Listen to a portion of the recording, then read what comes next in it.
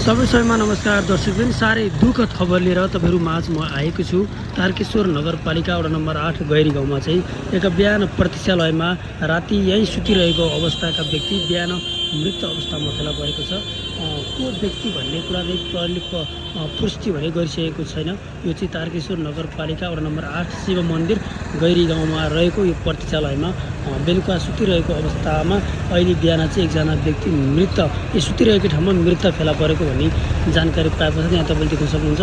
स्थानीयहरू सम्पूर्ण मान्छेहरू भेला भएका छन् भने यो मान्छे को हो भन्ने कुरा चाहिँ पुष्टि भइसकेको छैन। प्रहरीले अनुसन्धान गरिरहेको छ। यहाँ हेर्न सक्नुहुन्छ धर्मस्थली प्रहरी बालाजु ब्रिकबाट चाहिँ प्रहरीहरू आउनु भएको छ भने यो चाहिँ मान्छे को भन्ने कुरा प्रहरीले खोजिरहनु भएको छ। यहाँ देख्न सक्नुहुन्छ तारकेश्वरको शिव मन्दिरमा अहिले अपरिचित व्यक्ति सुतिरहेको ठाउँमा चाहिँ मृत अवस्थामा फेला परेको भन्ने जानकारी हामीले प्राप्त पाएका छौँ।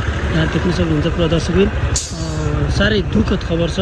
तपाईँहरू कोही कसरी चिन्नु भएको छ भने के कुरा कमेन्ट पनि गरिदिनु होला भन्न चाहन्छु।